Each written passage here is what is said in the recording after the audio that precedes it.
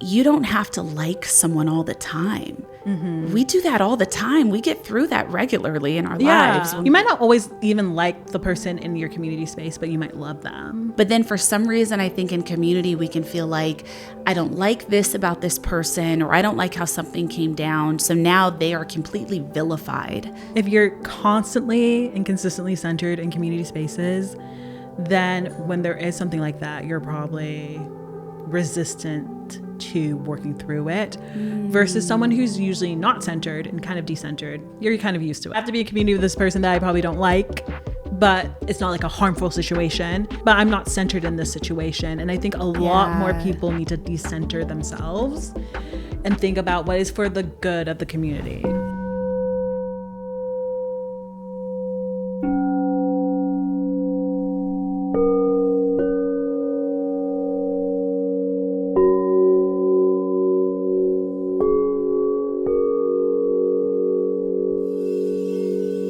Welcome to Deeply Well, a soft place to land on your journey. A podcast for those that are curious, creative, and ready to expand in higher consciousness and self-care. This is where we heal. This is where we transcend. Welcome back, everyone. Of course, I'm Devi Brown. This is Deeply Well. And something that we have been exploring for quite a few episodes this season is this idea of coming out of our internal worlds and coming back into community. And what does community feel like? What could it be? What has it been? This is a moment in time where we should be thinking about this always. We should be talking about this. We should be really developing and understanding what our connection to community is, what our philosophy of it is, and how to really build it out. And the time is now. This is the need. So we've been diving into that. And today we are going to really, really go deep with it. I am thrilled for this episode. We are going to discuss what it means to lead with care and to create spaces where everyone feels seen and supported. And we're all doing our own work as we're doing collective work. On this episode, I'm really excited to share a brand new guest who I have just recently become such an absolute fan of her work and such an admirer, Nike Aurea. Nike Aurea is an inclusion consultant, educator, and host of the Catalyst podcast. Through her work, she helps leaders, educators, and entrepreneurs design intentional and sustainable communities that feel safe, aligned, and rooted in care without the pressure of perfection or performance. With a background in education and strategy, Nike bridges the gap between intention and action by guiding teams, programs, and digital spaces to create structures that support collective care, accountability, and long-term sustainability. Her approach is practical, values-led, and deeply grounded in building communities where everyone feels seen and supported. Nike, welcome to the show. Thank you for having me. Girl, I'm excited. So I'll tell you a little bit of my background of your work. So one, just being in this space and really watching this space, profoundly grow over the last 15 years. I am always looking for really the nuancial ways that the industry is changing, but more so that the consciousness of humanity is changing and where it's going. And so we just got out of this very necessary kind of incubation of inner work the last half a decade, right? We needed to be there. We needed the isolation, in my belief and my philosophy, of the pandemic. We needed the isolation of ourselves. We needed to rip ourselves out of groups because I felt the way that we were in groups was dysfunctional and toxic and selfish and not rooted in anything real for a long time. And so many of us, by the millions, were ripped out of those worlds and those spaces and called to go inward and called to be hermit and called to get a little selfish and get a little individualistic, but nothing is forever. It's all cyclical. We needed that for what we needed it for. And now it's time to kind of tie that in a bow and integrate it and get back into the world and do the work of each other, do the work of community, do the work of building. And so as fate would have it, you crossed my digital path. And one day on my Explorer page, I saw a post that you had put up about community. And I thought, wow, this is a really powerful thought.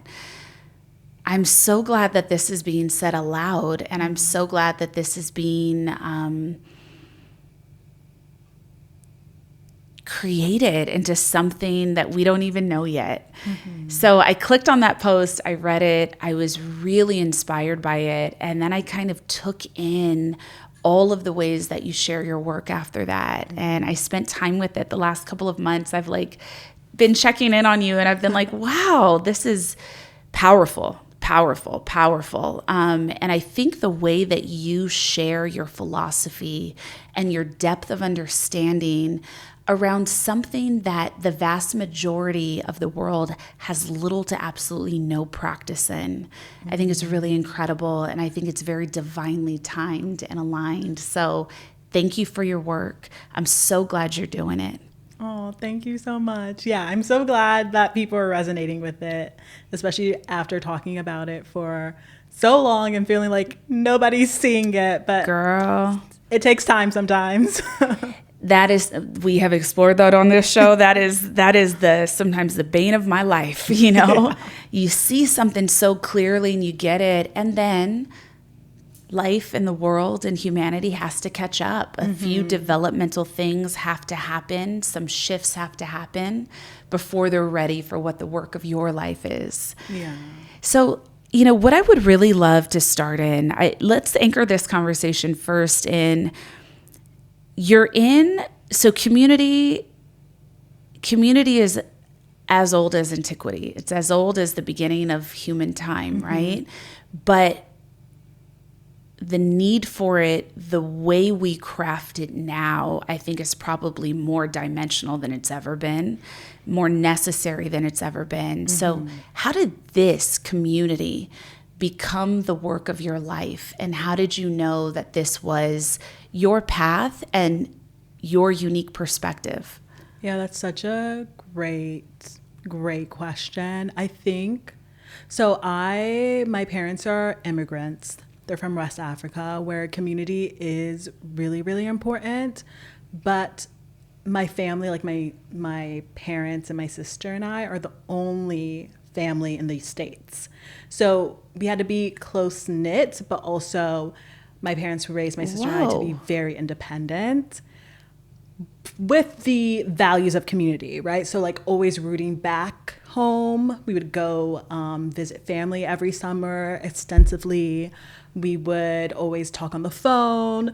When webcam became a thing, we would always webcam with our family and an extension of family, right? Like friends that became family. So I always knew the importance of community and having somewhere to root back to, even though it wasn't always there like in the day-to-day.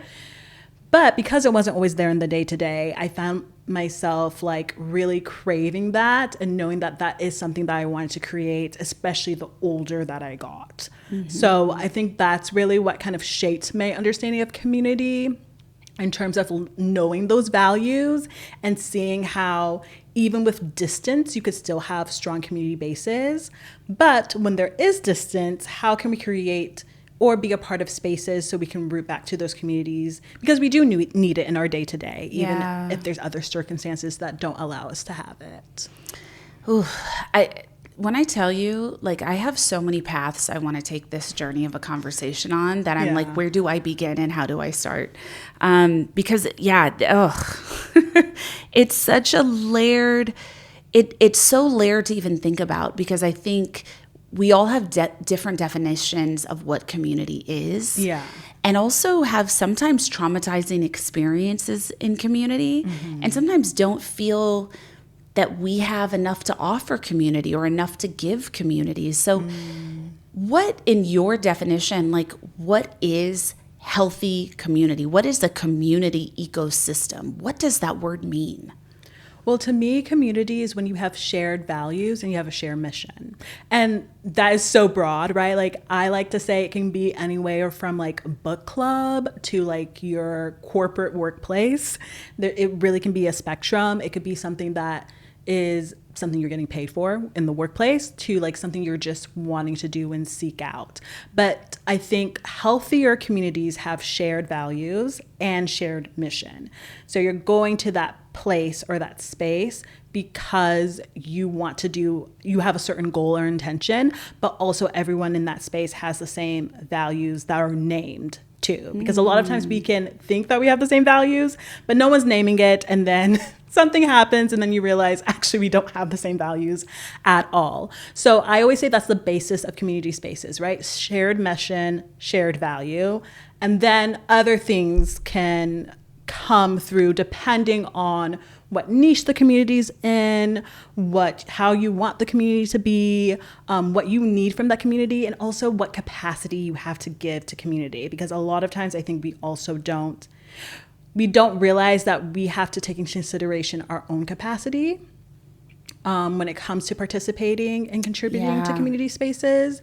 A lot of times I see folks say, I want a community. And it's like, great, but what do you want to give to a community? Because you could want a community, but then if you have little to give to it, it's not an aligned community. You're already starting from like off place. So yeah, shared mission, shared value. And then after you have that, that's when you can add other things and really make it like a groovy, safe, beautiful space. Yeah. Okay.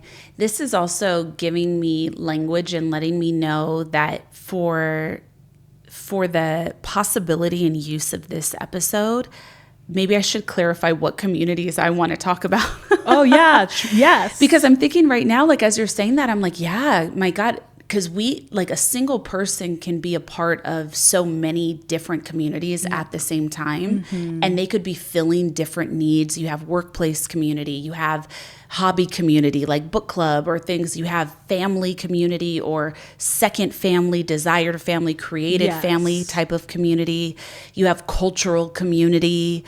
If you're a parent, you have your school community. Like there are so many communities, which also shows like how many values one can hold, right? Exactly. Yeah. Yeah. And how many they different intersect. And they intersect. And then also sometimes can be so different because I can have shared values with one community in this community and also have values that might conflict with that community in another community. Exactly. Yeah. No wonder we're all so confused about how to be in a healthy community. No, yeah, that's it. And that's why sometimes when folks say like, oh, I don't have a community, I'm like, you don't have a community. You're just not realizing like your neighborhood is your community. Yeah. Now, it depends how involved you're in it or not, but still to the core of it, you are part of that community. Your workplace is your community. Your tennis club is your community. You going to your local rec center is your community. If you're in a sorority or a fraternity.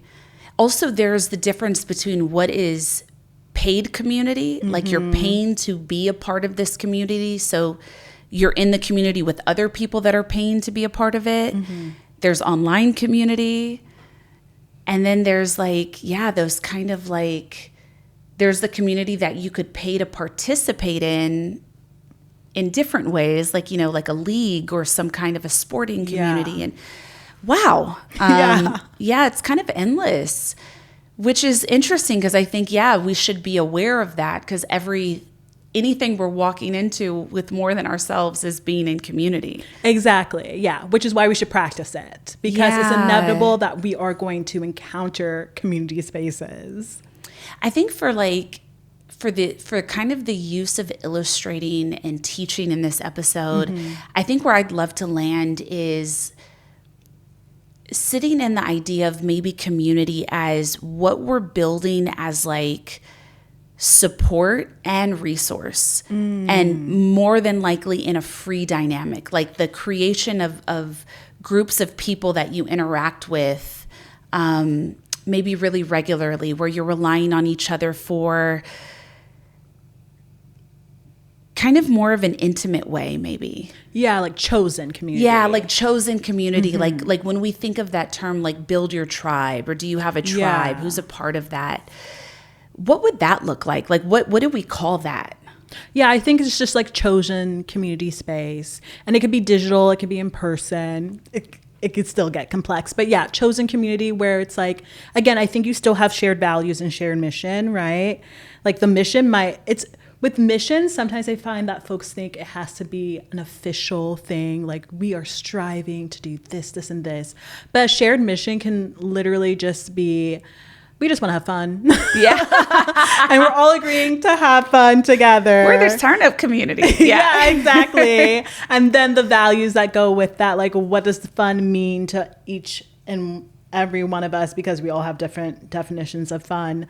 But yeah, I would say that's called like chosen community with the shared mission and values. And I think right now when I see a lot of people talking about it, at least, the view I have from my algorithm on social, it's really, it's people looking to create, just who is my circle. Right. And not even necessarily like who is my friend group, but who is like my wider circle based on the people that I've met in my unique life. And I know I want to participate with and I want to be able to rely on. Yeah. Yeah. Giving support and then also receiving support. Yeah. Yeah.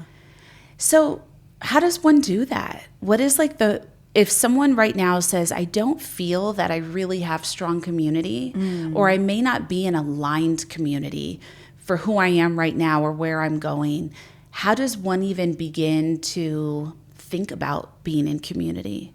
Yeah, honestly, there's so many paths to it. But I would say in terms of aligned community, which I think a lot of folks over the past 5 years have realized, like, ooh, the community spaces I'm a part of, casually, the chosen community spaces, I actually don't resonate with, especially as things like political things come up, the world as we see it, we're realizing things.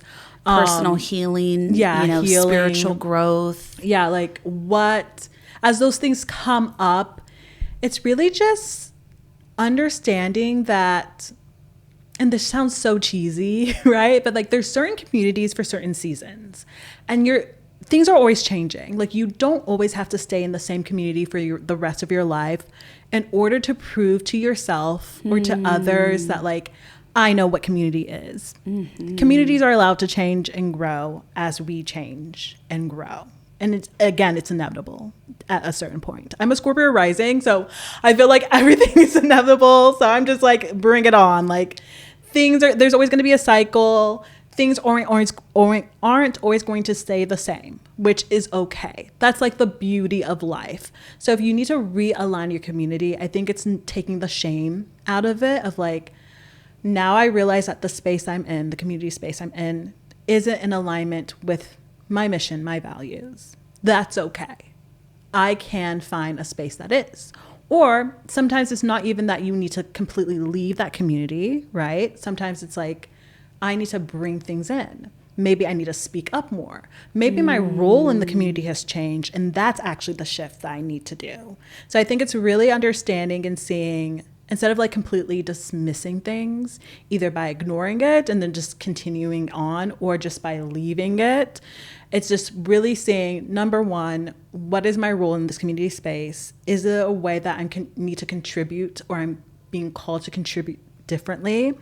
And then if it feels like, no, that's not the case, maybe it is time that I realign with a different community space, or I just like figure things out in another way. Yeah. So I find being in community spaces, it's like relationships. Honestly, the way that you're in a relationship, whether it's friendship, romantic, whatever the case may be, is more likely you're like that in a community space. It's just with like more people.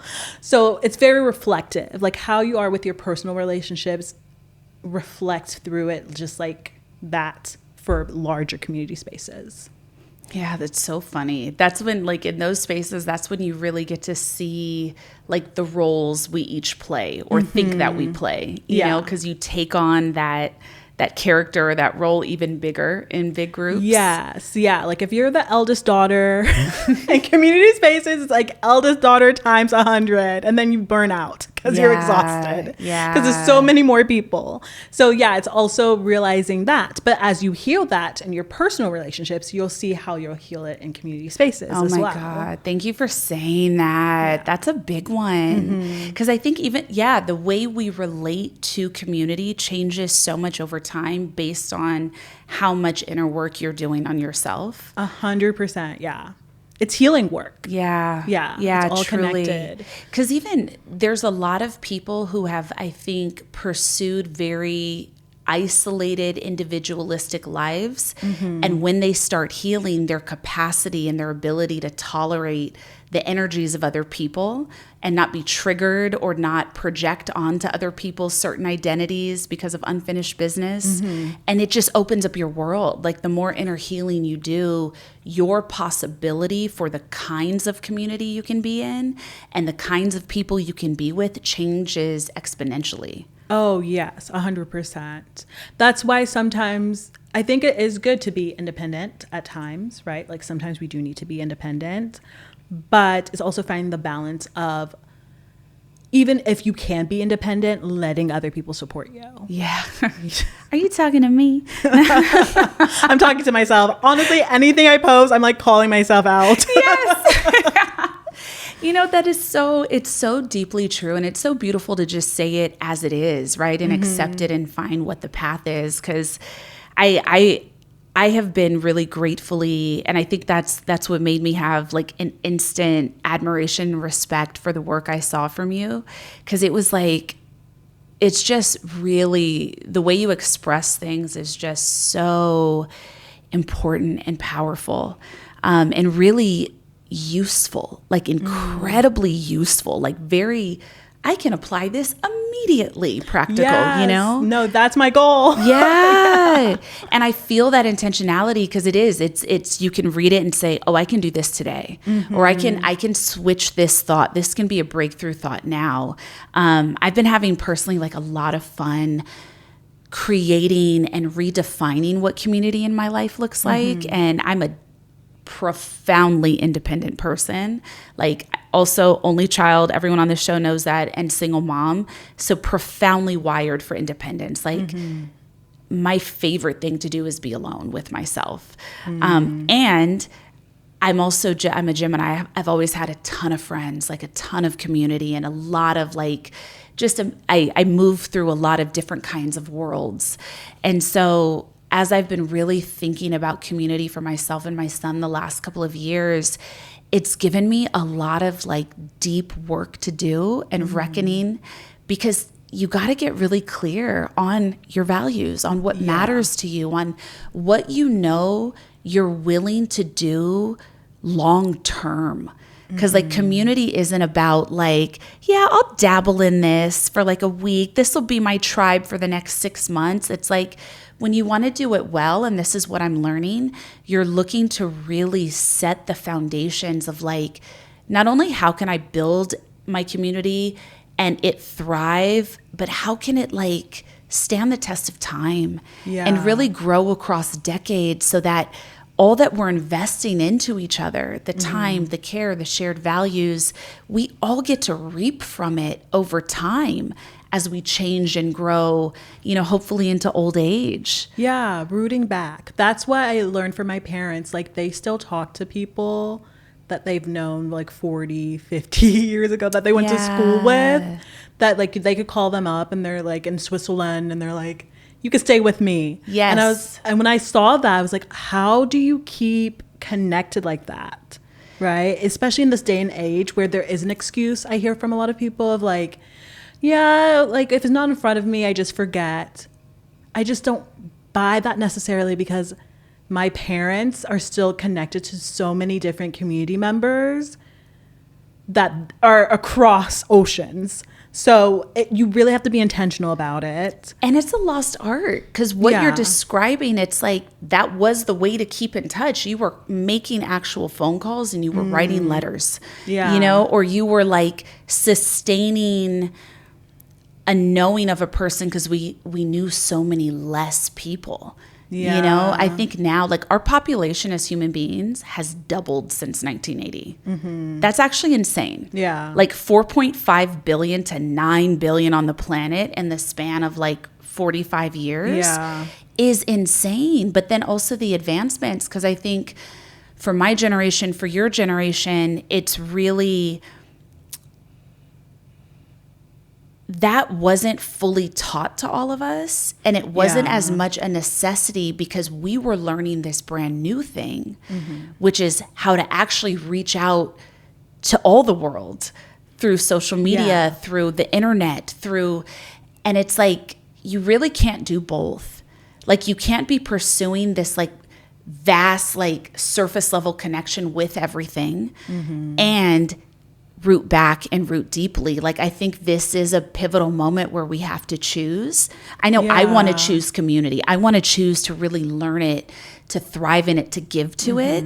Because I think for me, I've realized my whole adult life was shaped without my consent to be all social media and to be these kind of wider but not deeper connections. So I think that is what a lot of people are coming out of and saying, oh, wait, I have a choice. This is how we've all been conditioned to be. And if you didn't have a strong network of like family behind you, you're just like, 1,000 followers on social media, that means I have 1,000 friends, or I have a community because I have millions of people that follow me or that I interact with. But we're learning something that is not old. It was just a generation before us. Yeah. But we're needing to relearn it now. Yeah, that's true. Remember. Yeah, honestly, remember. Because I think a lot of folks do have the capacity for it. But it's the digital age is so interesting.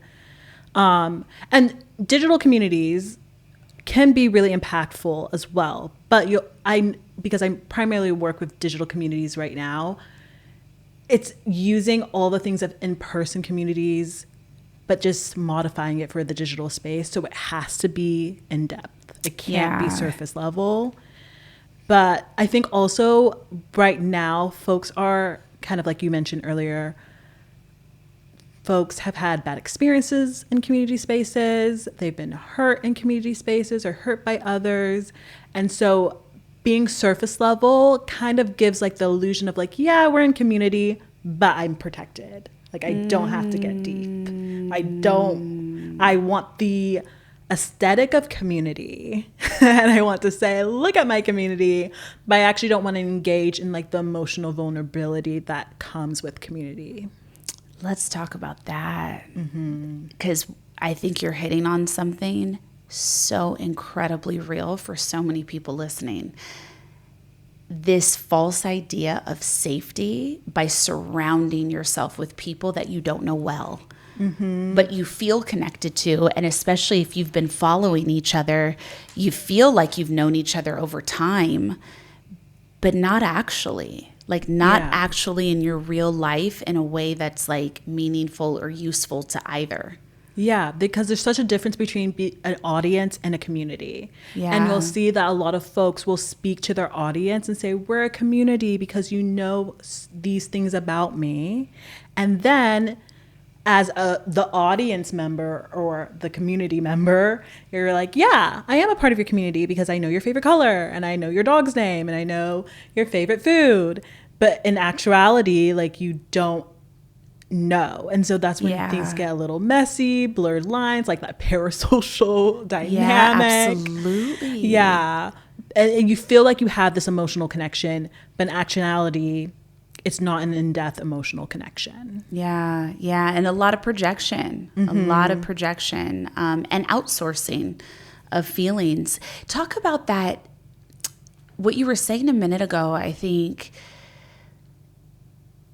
let's illustrate this even more. Like, this idea of having community, but at a safe distance, right? Where you're self-protecting. I think so many people do that and don't even know that's what they're doing. Oh, yeah. What is that? What's that dynamic? How does that show up? What does it look like?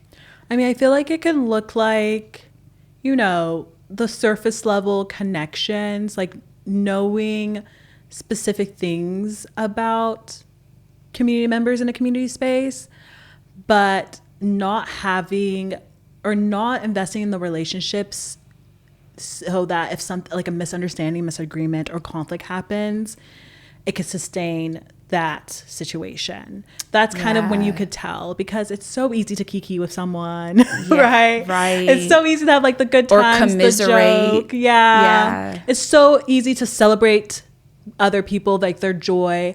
But if there's conflict that happens, or someone happens to be depressed and they're not showing up as much, or there's a misunderstanding, if you haven't invested in the relationship, then it's actually hard to go over those hurdles with each other. Yeah. So I think, a lot of folks, they want to engage in like the feel good dopamine feeling conversations and interactions, but they don't really think about, okay, how about when it doesn't feel good? Because it's inevitable that it's not going to feel good. We're human. We're not always feeling good all the time. That just wouldn't make sense.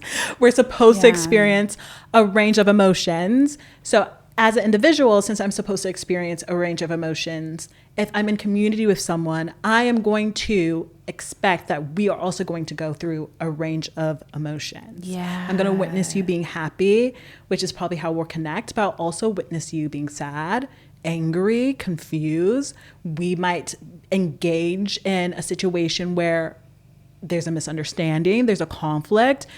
If I find that a lot of people get to that point and it's like, gonna drop it, I don't need to engage in this way, I don't need to get hurt, rather than working through it and practicing that conflict resolution. Building skills, and all of it requires practice. Yeah, it requires practice. We're not going to do it perfectly the first time, but if we don't do it at all, then we'll never know how to do it. Yeah. And that's why we can't pull away.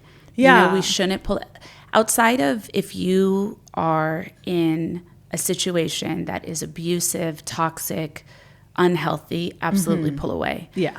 But if it is friction, or if it's just kind of like poking you in your identity and poking you in your ego, it's like we have to build our capacity to like stay in it and work through it. Yeah, it's like that quote that I've been seeing on social media, like the price of community is annoyance or irritation. It really is. I love that. You're going to get annoyed. You're going to get irritated. Like, it's not always going to be feel good. We're always on the same page. You might not always even like the person in your community space, but you might love them. Yeah. Right? It just Let's changes. talk about that, because I think that is so important. And now more than ever, we should not be throwing people away. Oh, yeah.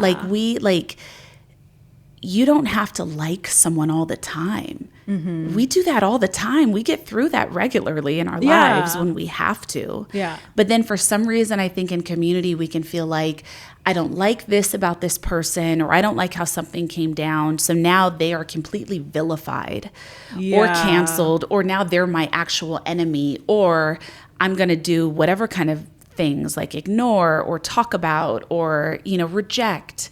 But what does that look like to be in community, like when things aren't going your way, or when you're not always liking everyone you're surrounded by? Honestly, I think there's different experiences with this, because also in community spaces, some folks are used to being centered. Yeah. So they probably have the most difficulty with that. If you're constantly and consistently centered in community spaces, then when there is something like that, you're probably resistant to working through it, versus someone who's usually not centered and kind of decentered. You're kind of used to it. You're like, yeah, I have to be in community with this person that I probably don't like, but it's not like a harmful situation. But yeah, I don't like them, but I'm not centered in this situation. And I think a lot more people need to decenter themselves and think about what is for the good of the community. Yeah. And I think about it because I have an education background. I got my master's in special education. And when you're thinking about a classroom, right? Not all the kids are going to like each other. Very rarely do they all like each other. If there is harm, you're going to disrupt the harm, right? And you're going to do resolution within the harm. But even then, still, you might have folks not like each other, or kids not like each other. But as a teacher, the most important thing that I have for that classroom is for it to be a safe classroom where the kids are learning and they're all respectful to each other and they're able to thrive.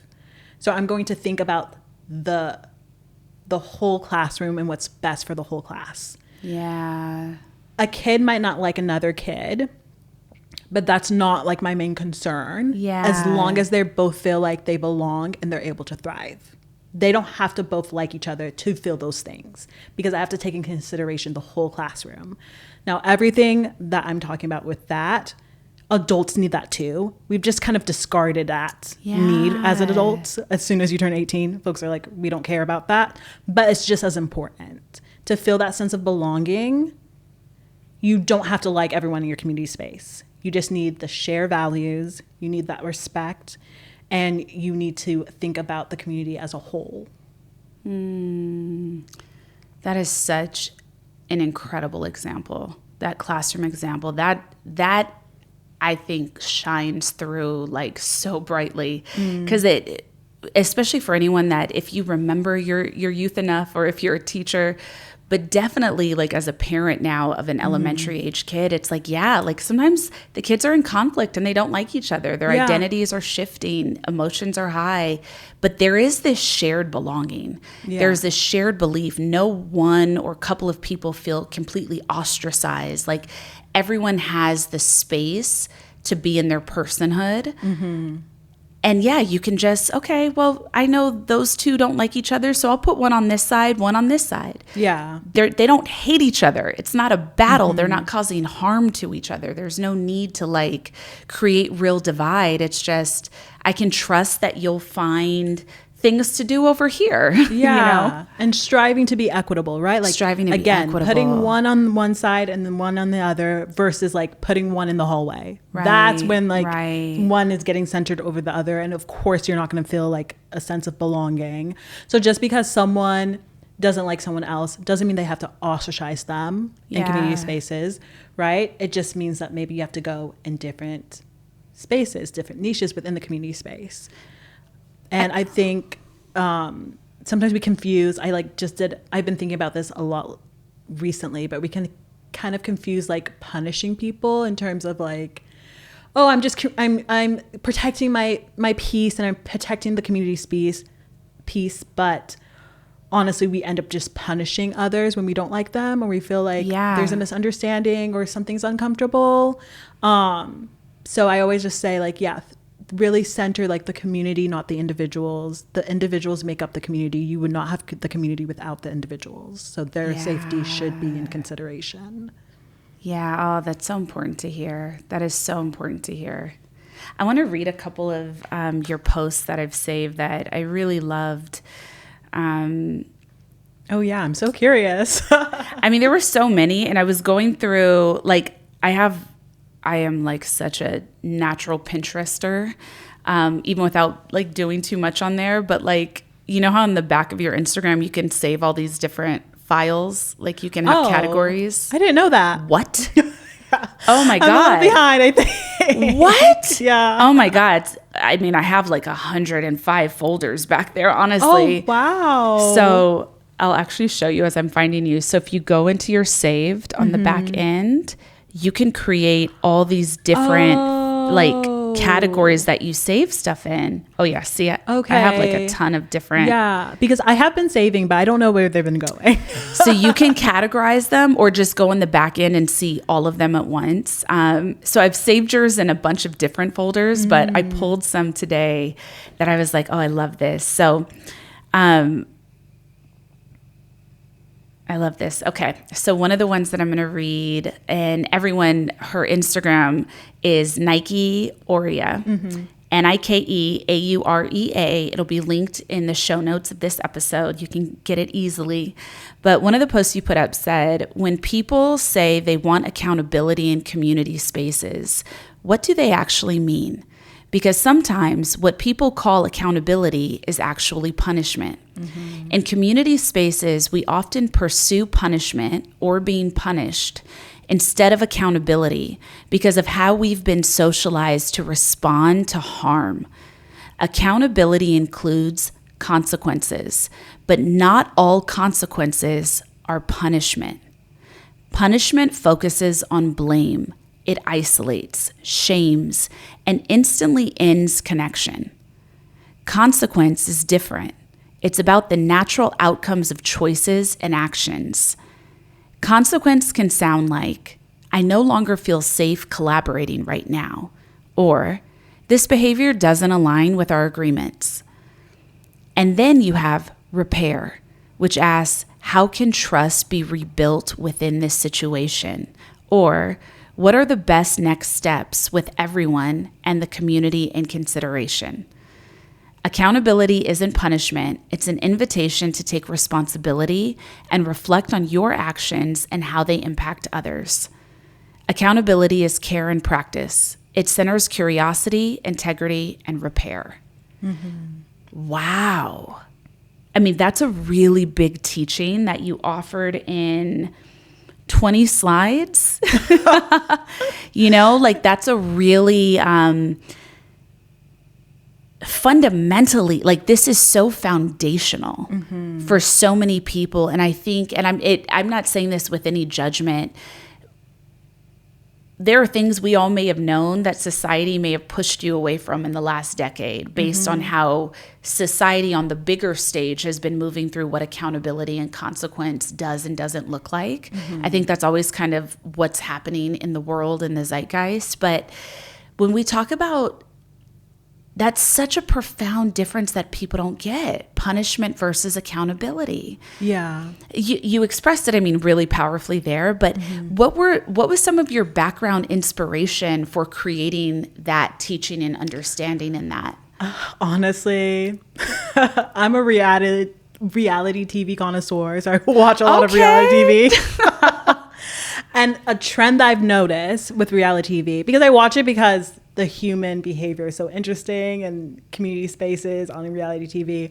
But the inspiration was really hearing accountability over the last 2 years being talked about on reality TV shows. Like folks saying, I'm taking accountability, and then not taking accountability, just saying they're taking accountability, not practicing it. People have different definitions for all the same words that we use. Yes. It's so wild. Which is so important to define your words, because folks will just make up their own interpretations. But also, the flip side of that is people demanding other folks to take accountability when really they just mean, I want to punish you, because you can't make someone take accountability.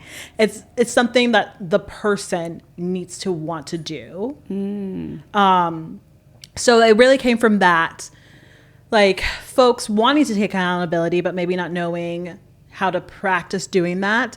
But then also the reverse of folks telling other people to take accountability when really just mean, you hurt me, I want you to feel punished. I'm going to use accountability because it sounds nicer. Yeah. But I think, accountability again is practice. We have to practice doing it. It's a reflective practice. And it's also something that has to come from you actually wanting to do it.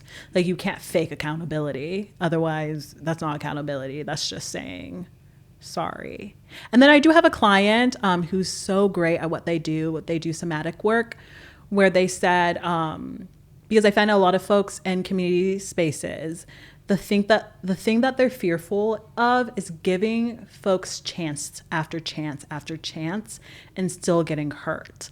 And something that they said was, folks pretending to take accountability or apologizing with no changed behavior is just manipulation. Yes. So you can't force someone to take accountability. You can't force them to genuinely apologize and then practice those things.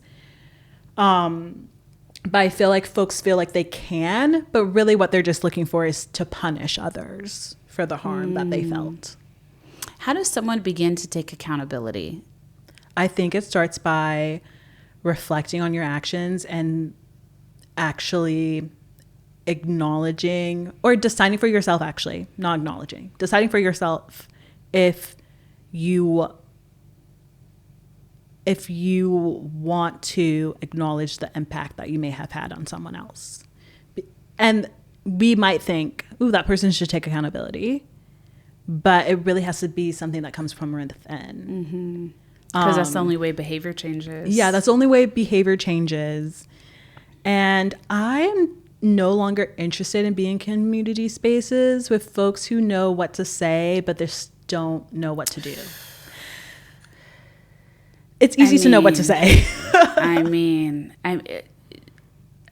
80% of people that I see on social media giving advice do not live any of the things that they say. Yes. And behave completely different. Like sometimes you're like, did you read the book you wrote? Because you have some great tips and examples inside that book, but I don't see you practicing this. Yeah. The number one thing I tell folks when I work with folks with like community engagement, like they want to see their community more engaged, I say that you have to show them how you want them to engage. You can't just tell folks like, I want this is what I want my community space to be like, and I'm hosting the space or I'm the leader of the space, and then you're not doing any of those things. If you want more folks to comment on your post, maybe you should comment on a couple of posts, right?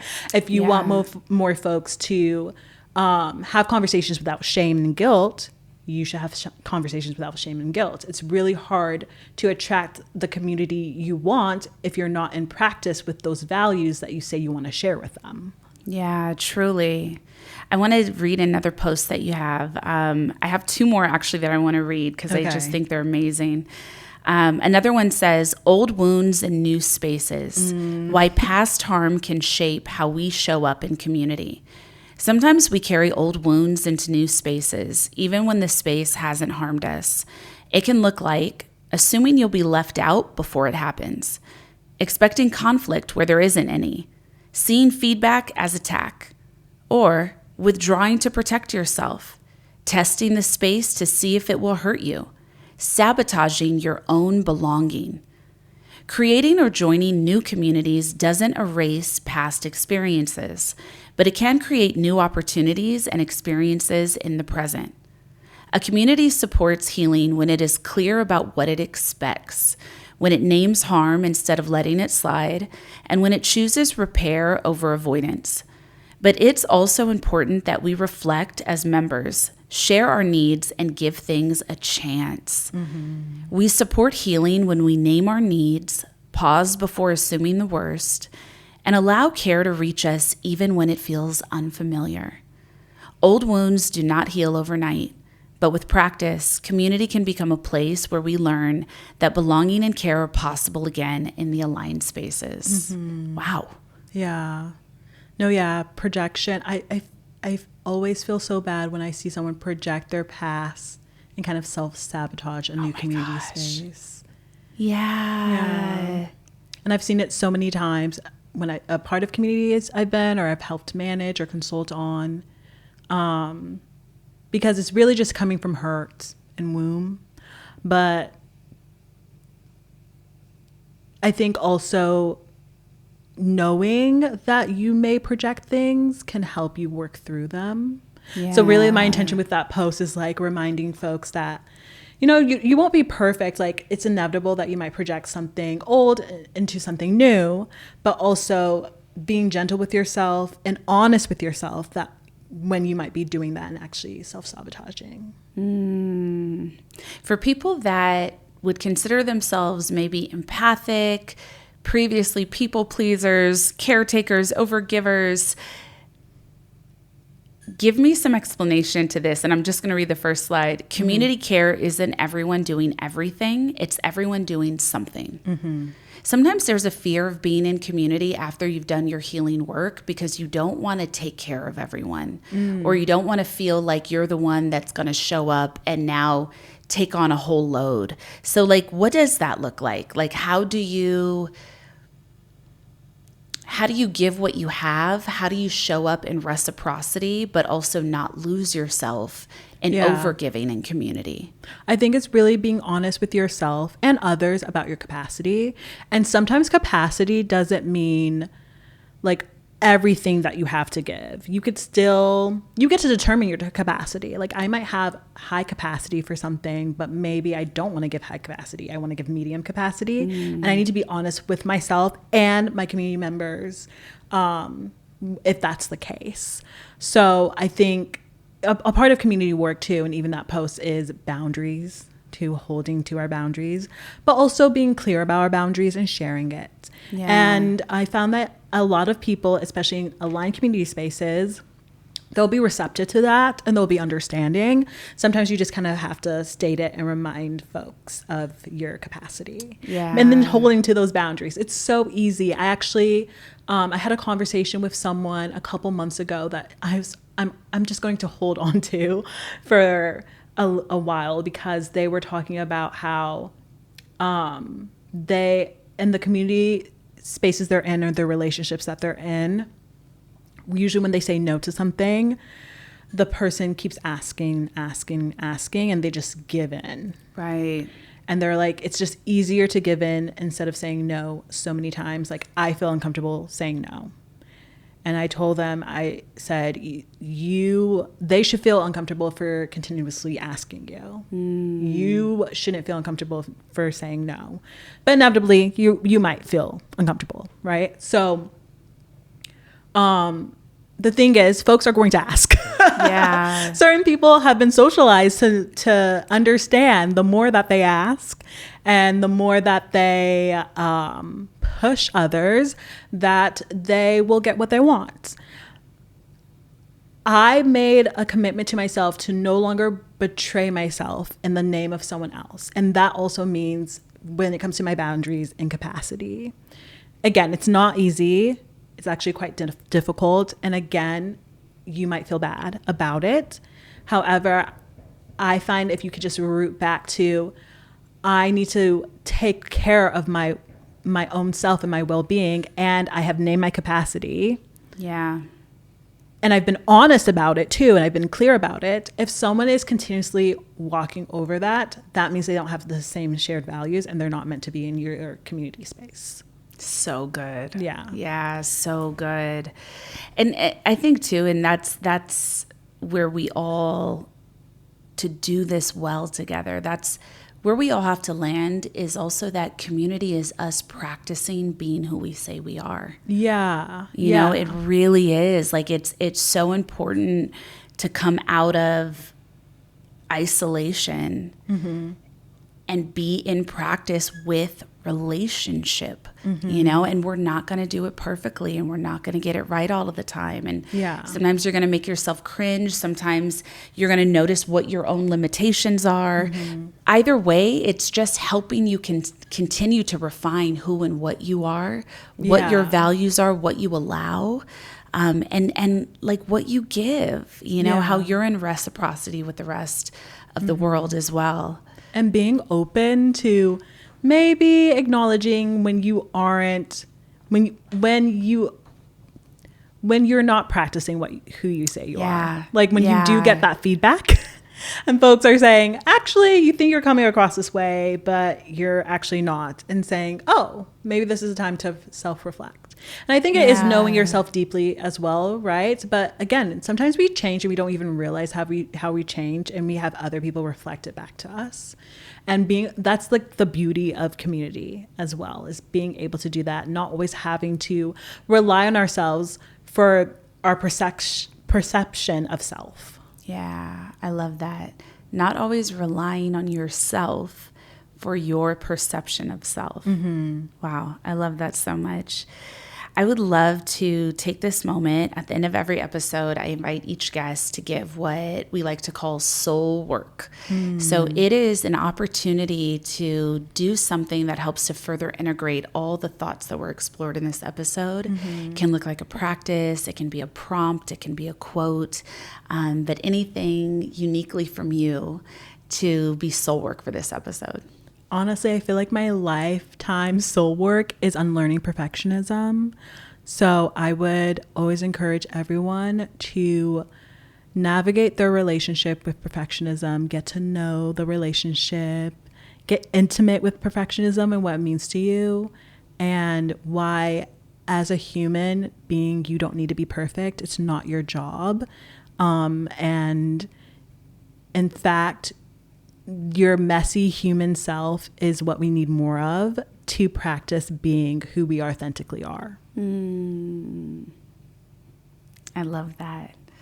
Nike, thank you so much for joining on this episode. Just so much Love to you and your path. I know your work is going to continue to explode and inform and help and teach so many of us. Thank you for doing what you are doing. And just please, girl, keep going, keep going. We need you. We need everything that you uniquely bring to this planet right now. Thank you for joining us. Oh, thank you so much for having me. Honored. Join us next episode. We'll be back. Rate and review this episode. Share with a friend. Like, really share this episode with another person that could benefit from it, that you could talk to about it, that you can expand this dialogue, because we all have to come into healthier community with each other. We all deserve it, but we all need it too. So catch you next week. Namaste.